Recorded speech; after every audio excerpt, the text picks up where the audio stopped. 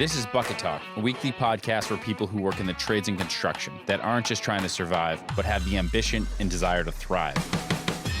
The opportunity in the trades and construction is absolutely ridiculous right now. So if you're hungry, it's time to eat. We discuss what it takes to rise from the bottom to the top with people who are well on their way and roll up their sleeves every single day. All right, we're here on this episode of Bucket Talk with Lincoln Lemieux. Lincoln, you are a retired snowcross rider and part owner of One Three Motorsports, one of our proud partners in the game. But Lincoln, welcome. Yeah, thank you guys for having me. This is awesome. It's been a while since I've done a podcast with anyone, so I'm glad to be on. Awesome. Well, we're glad to have you on. I think I personally just got into the sport through BRUNT within the past couple of years. First one being Shakopee last year. I've been around snowmobiling, wasn't really a snowmobiler myself. It's kind of an expensive sport. Yeah, a little bit. But, I definitely had the affinity and love for the sport. But then I saw a whole nother side of the sport when I went up to Shakopee, and just the fans, like everything about it was just amazing. It was a tight knit community. Everybody is rocking their riders. And then even, as you talk to people, they have their fan favorites. And so definitely cool. But I wanted to, get a day in the life and then kind of go as far back as you want to on how you got started in the sport, all the way up to your pro days and even to ownership. Yeah, that's a loaded question for sure. So I started racing when I was 6 years old. We had a lot more snow back then. Snowmobiles were cheaper, gas was cheaper, everything was a little cheaper, Yeah. But it's still expensive to go racing with a family. But I started at 6 years old. We went to a race in Island Pond, Vermont, which isn't too far from where I live in St. Johnsbury. And it was kind of a family sport. My cousins were racing at the time, a big regional circuit. So we went as a family, my mom, my dad, my sister, and I. And after that race, when I was 7 years old, we did the regional circuit full time. So from 7 until I was, we're still racing, but so from 7 until now, 30 years old, we've been racing full time. Yep. So yeah, but like I said, it started off as a family sport. We raced all winter long. When I was like 11, 12 years old, it started to get more serious. You kind of get a little bigger, taller, you fit into your body, so I was able to start jumping the snowmobile and enjoy it a little more and really compete for championships, like junior championships of that age. And then, as I got older, 14, I got to ride a bigger sled. Back then, there was kind of divisions in classes. So, I started off young on 120s. So just like what your kids would ride around the yard. And then we would go to fan-cooled sleds, which they don't make anymore, or race. And then you go onto the liquid sleds, which is what everyone races now. So when I was 14, I finally got on a liquid sled, which meant more power, faster, could do bigger jumps. And then that's kind of when I realized I was pretty good. I was fast. I could do what all the pros did, so yeah. So, I was always winning a lot when I was younger, competing at the top level against the fastest guys. And it was just a lot of fun. I got to do it with my family all winter and got to spend a lot of time. And yeah, there's nothing better to do when it's cold out and there's a lot of snow. So it was really just a family sport, and it continues to be a family sport. Now that we own One Three Motorsports together, and my dad and I, my mom, and Jake. So just a big family community. That's crazy. Interesting. So like when it comes to like prepping for the sport, I know, in the South, guys play football all year round, so it's hard to compete with, the northern guys going down and playing the South. It's like, well, these guys have been training all year round and they're one Right. sport athletes versus multi-sport. Um, a lot of the top performers and contenders come from other countries, i.e. Canada, Sweden, those areas.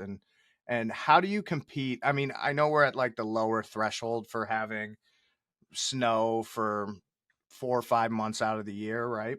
But how do you compete with those guys knowing that they can train longer?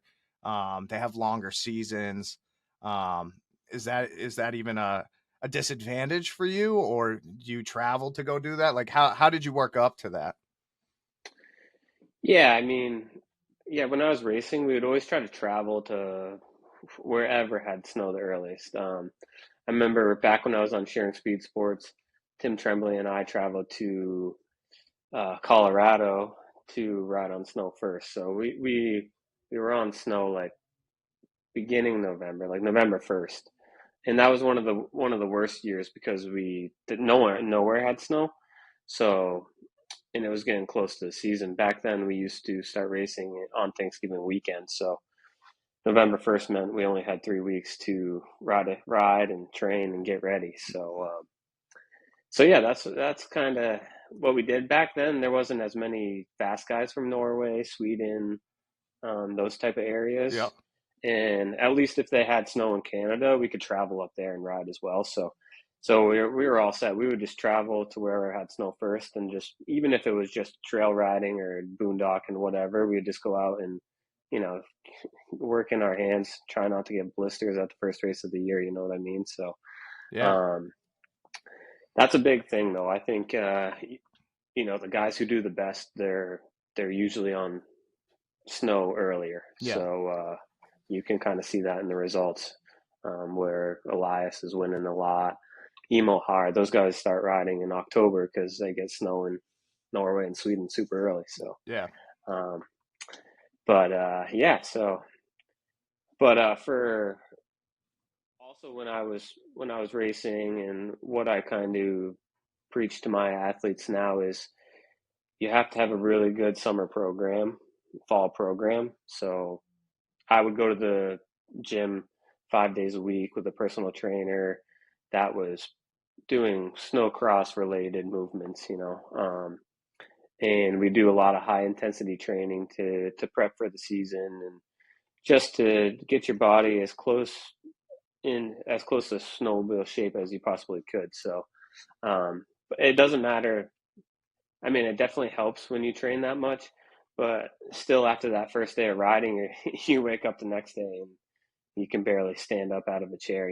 So no matter how much you do, you still have to get on the snowmobile. But having a top of the line program definitely helps for when you hop on the sled. That's a interesting point, and I don't actually speak for this group of people, but I'm sure you've seen it over your life. Especially we've seen it with the NASCAR circuit and what have you. Is a lot of critics would say, well, snowmobiling's not a sport or NASCAR's not a sport, and example like you just gave, that's insane, that like the amount of physical training that goes into it. It's not like you're just hopping on a machine and going as fast as you can. There's a level of physicality and fitness that you need to maintain, to be able to do that. And I want to say Sports Illustrated did something a long time ago, maybe when I was growing up, on like testing the physical fitness of, lack of a better term, I think it was like Jeff Gordon at the time, right? Who was a Hmm. winning NASCAR driver, and then his counterparts in specific, whether it's baseball or the NFL or whatever, and his level of physical fitness was up there, if not better, cardiovascular wise, all that stuff. And it was interesting. Obviously, there's a different level of strong and what have you, but like I watch, if you ever watch Maylene's Instagram, like girl's always in the gym. You know what I mean? It's Yeah, like yeah, it's gym rat all day long. It's wild. right, right. And yeah, that's what you have to do now. Just definitely to compete at the top level. Um, I think, back in the 2000s, late 90s, you could get away with not training because no one did. But now it seems like everyone trains, everyone has a really good program, everyone eats well. Um, yeah, and to compete at that level, that's what you have to do now. So, but it's, you know, all the motorsports, supercross, snowcross, NASCAR, all these guys, their heart rates are at, 180, 190 for however long the race is, you know what I mean? So Yeah. you really have to train for that. And, that's what I always love to. I love to do that because you can compete in the gym, work out with your buddies, have a good time, but at the same time, you're training to do something that you love and something that comes easy. It's easy to ride a snowmobile and make money, so it's it's a lot of fun to do that, to Yeah. work hard in the gym. So When did you know it was going to be a part-time, or sorry, going from like a part-time sport to like a full-time, I'm a professional racer? Did you hold down a job at that interim, or did you make the jump and you're like, I am 365 24/7, a snowcross racer, and then now you got to go out and find sponsorships and what have you? Was that a quick transition? Was that always the plan? yeah, no, so in high school, I didn't really realize, the opportunity I had. I didn't really train.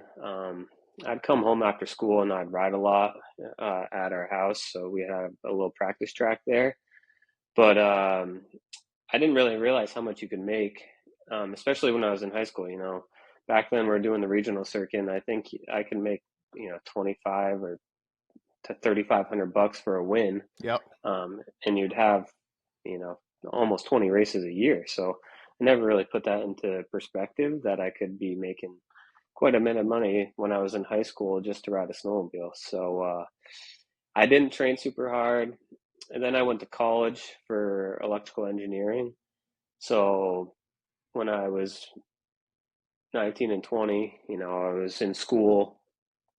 Again, wasn't training super hard because I was trying to do good in my engineering classes, and I would, do my schoolwork Monday through Thursday, then hop in the car, go to the race Friday, race on the weekends, and then back and do it all over again. So when I was 20 years old, I got a fill-in ride for Shearing Speed Sports at the national level. They just the owner came up one weekend and was like, my rider got hurt. Would you like to fill in on a factory ski-doo team? And I was like, I got to talk to my dad because he's got so much money into buying all these snowmobiles for me to race regionally that I can't just say yeah. But so I talked to them, and we're like, yeah, we should definitely take this opportunity.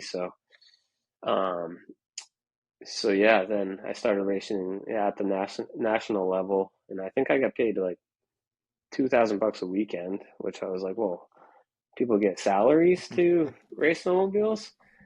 So after that point, I kind of was like, wow, I can really make a pretty good living racing snowmobiles. So after that, after that season, again, I was in college. I got my 2-year degree in electrical engineering, and then I said I want to be, a professional racer. So I stopped going to college, and then that next year I was a full time racer. So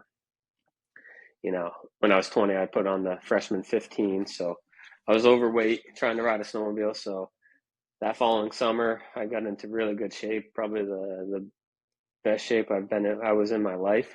And yeah, I came out that next season and had a pretty good season, and that's when I knew that I could make money riding a snowmobile. So Hell yeah. So a lot of people will probably hear this podcast and then go run and want to go be a snowcross racer or whatever. But I know there's a lot of big dollars attached to purses and, top finishes and stuff like that. How much would you say goes back into the sport? Like I know that, like, I have a buddy down the street that does like circle track racing, dirt track racing, get some sponsorships, pays for the body, working on his own to have a car to race. I think this year there's going to be 3 big races that are, $20,000-$30,000 if you win. Mm-hmm. So that's good. But on the flip side, like, he's self-funded, so that a lot of that money goes just back into being a hobby. How much of the early day money went back into the sport? All of it? Yeah. When you're talking when I raced for my parents. Yeah. Yeah. Yeah. I mean, I was lucky enough. My dad owned a trucking company, so he bought all the sleds and paid for all the fuel and all that sort of stuff. But I was lucky enough he let me keep all the winnings and all that stuff. So That's good. um, So you need a he kind of financier. he kind of used that the racing as a little bit of a write off for the trucking company. So, but I mean, to do it your own, I mean, a lot goes into it, especially depending on how far you have to travel to these races. Now, a lot of the races are in the Midwest, so if you're talking about traveling to the races from New England, that's it's almost undoable unless you're riding at a really top level. But if you can race locally, I mean, hopefully you can get your sleds at a discount, sell them at the end of the year and make a little bit of that money back, and hopefully you can do well enough to make some money while you're purse money. And yeah, it would be tough to come out ahead of the game now.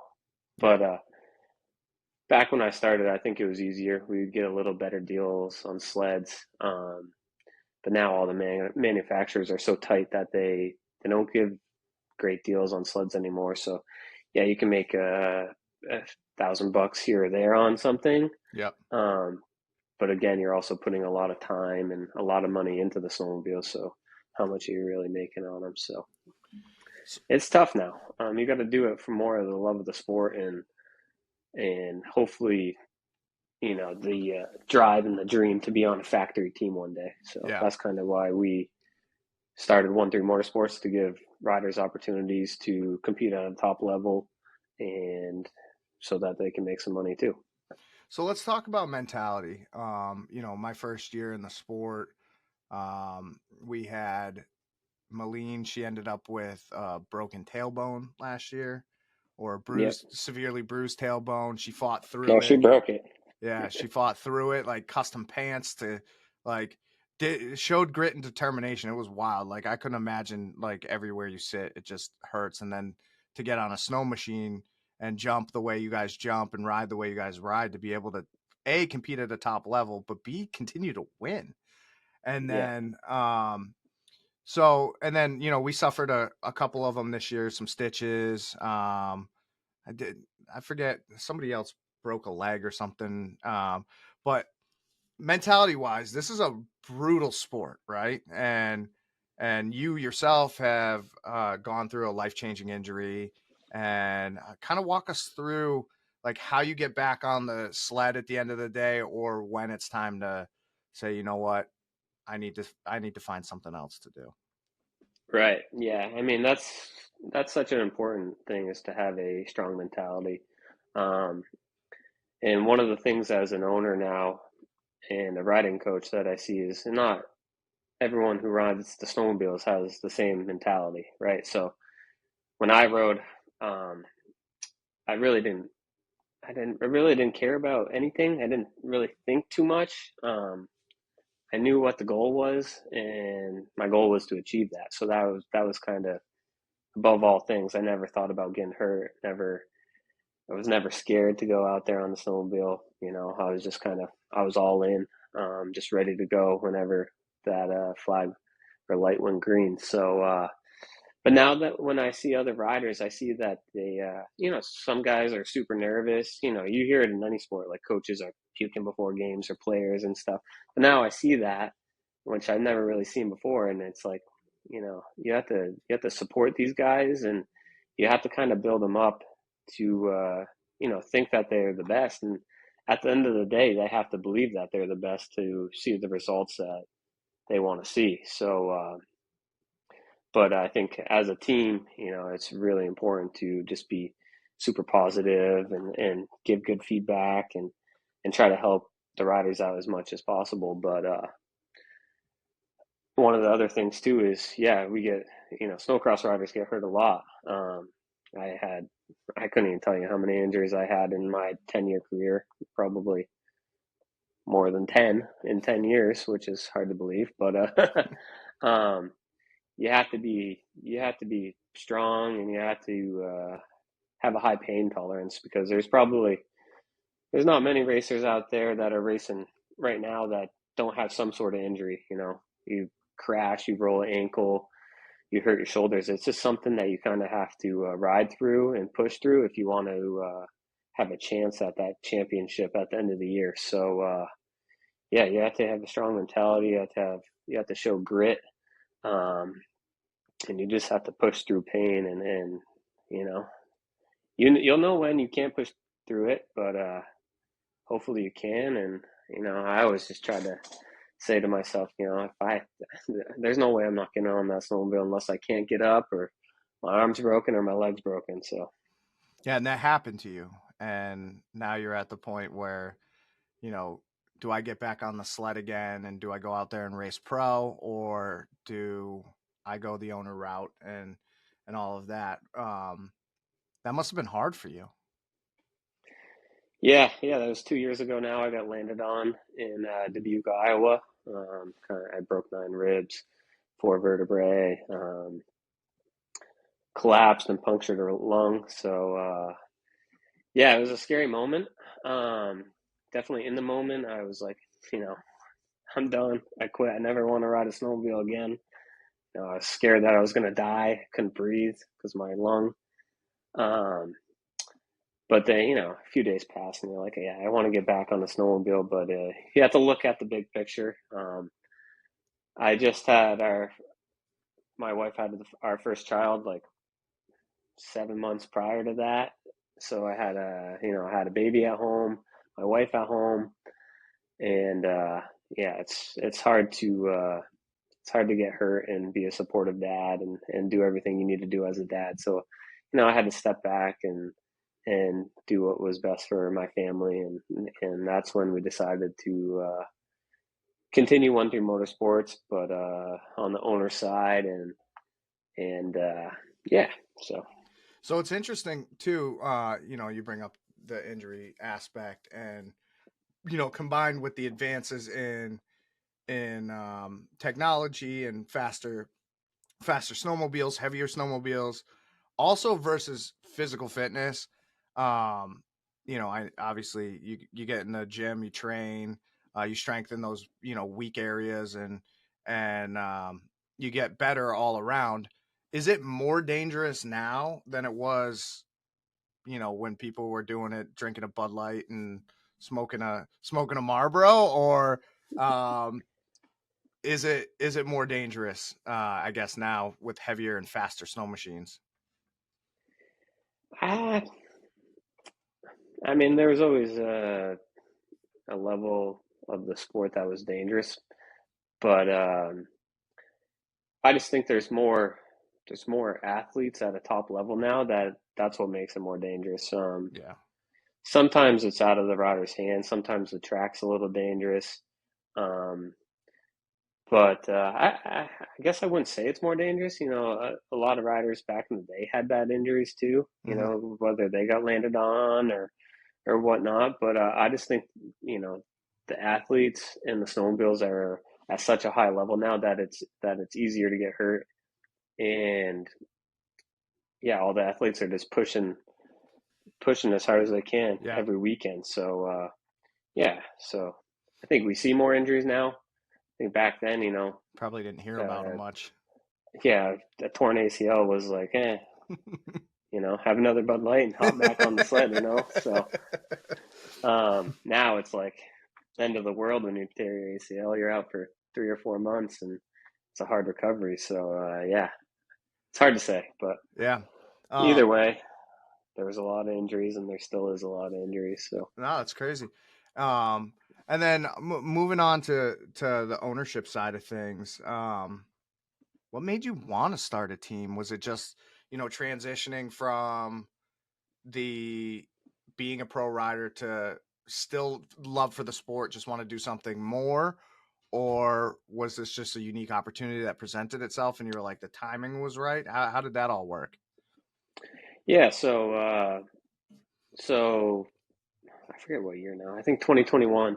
So I had a full-time factory ride for 9 years, and ended up not. They didn't want me back, so I wasn't done. I didn't want to be done racing yet. So that's when we decided to start One Three Motorsports.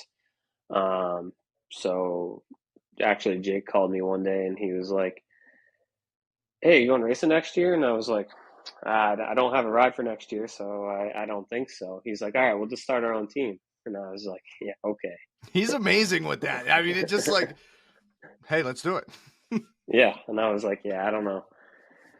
Seems like a lot. You have to be at such a high level, mechanics, sled, athlete." And I was coming off injury that year too. So, but yeah, so we did. Yeah, Jake put everything together, got sponsors.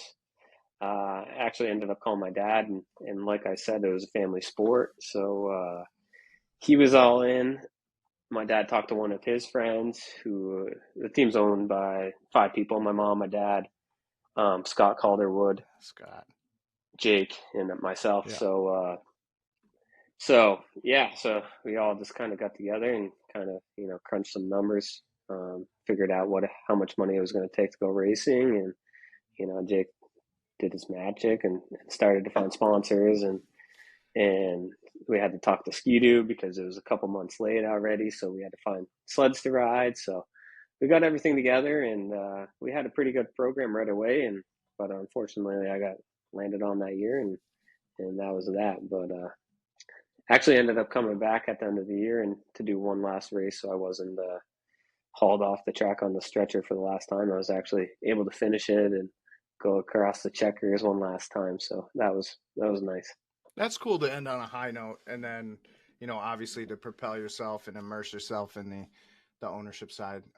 Super cool. Great to have a good network. I've met mostly all of the people. I haven't met your mom, I don't believe. Yeah, no, she hasn't been to any races. She's a school nurse, so it's tough for her to get away in the winter with being a nurse. So I mean, you've surrounded yourself with a great group of people. You got great riders. You got great sponsors. Everybody stuck around and supported you guys, and now you guys got a really good team. I know Jeremy's young in the sport, and he's Yep. coming up, and he won his first was it Pro Light this year? Yeah, National Pro Light. Yep. Yeah. So that's was Yeah. a big win for the team. We just got Marcus this year, so that it'll be interesting to see, how the team grows next year, and but yeah, big things. I gotta ask this question: what are your thoughts on the seasonality now? I mean, it's heavily like one of the Lake Geneva got canceled due to Right. just lack of snow. Do you see the sport moving further north into Canada for more like sustainable season, or do you think it was just that El Nino winter, or there's got to be some changes next year because of it? Yeah, I mean, back when I first started racing, when I was 15 years ago, we started on Thanksgiving weekend and we ended middle of March. So it's April 3rd, right? Yeah. So we were already 2 or 3 weeks done with the season by now. So I think Snowcross themselves have to look back at the schedule and say, what went right, what went wrong, and try to crunch the schedule and make it doable for the teams. You have to think about all the truck drivers and the mechanics and getting ready for each race. So, they have to look at the schedule and try to just make it more compact, but make it so that, the drives aren't so long. You know what I mean? Yeah. So, I don't think you'll ever see the national circuit go further north. Not anytime soon, because we still have venues that want snowcross and are some of the best venues that snowcross has ever had, and we have to go to them, Lake Geneva being one of them. But we just got to kind of tighten that schedule, and they're going to have to do a really good job making snow in the future. Yeah. So, yeah. Sweet. So, race season's done. What's the off season look for you guys? Are you guys, do you guys put down the wrenches for, 4 months and pack them away and then come back at it in the fall? Or are you guys already thinking about, obviously Jake's thinking about sponsorships and like, you can't sleep on that, but from a team and rider mentality, do you guys go off to Disney World for a little bit and then come back? Like, how does that all work? Yeah. Once the season's done, we try to go through the trailer. We get brand new sleds every single year, just because the sport is so hard on equipment. Yep. That you have to update your chassis every year. So we'll go through all the sleds, get all those ready to sell, take our special parts off of them, and sell those sleds. And then we'll kind of go through an inventory on the trailer, see what parts and stuff that we need to order for next year. Just, there's nothing happening until, hopefully October. Grass tracks. Right. So we'll get some new sleds in between there, and just trying to, clean the trailer, put the trailer away nice. So what do you do in the off season? So my family, my wife and I and my father-in-law, we own a condominium association. So it's a seasonal condominium. So it goes from May through October. So works out really good with the snowcross season. I take care of all the condos on the lake and do the yard work and fix up cabins, anything I need to do, So, yeah. It's all based at home, so it's pretty easy. And then that gives me the flexibility to go to my dad's shop, and work on trailer and sleds and start preparing for that next season. Cool. Are they like VRBO Airbnb stuff, or are they like people just come up and you manage the whole condo association? How does that work? Yeah, so we have 3 cabins that we rent out on the lake. Mm-hmm. And then there's 8 other cabins that are owned by owners. Yep. Who live in New Hampshire, Florida, Utah, I think. So all around the United States. And then, they usually come up in the summertime and spend some time at their cabin. But I have to do all the yard work and mowing, weed whacking. So that's coming now. Yeah. You looking forward to it or no?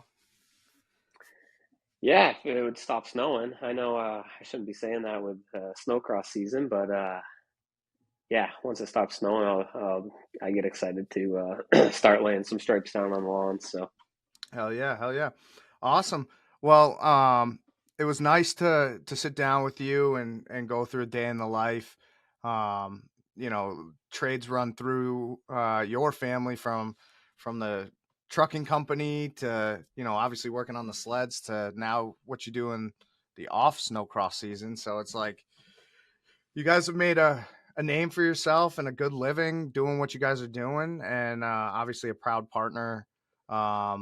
So absolutely love working with you guys. You guys are great people, great time. If you ever get a chance, go out and watch a snowcross event.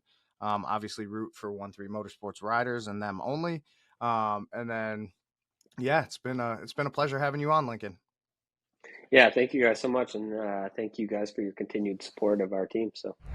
And as a special thanks to our loyal listeners, we're giving $10 off your next purchase of $60 or more at BRUNTWorkwear.com. Use discount code BucketTalk10. That's BucketTalk10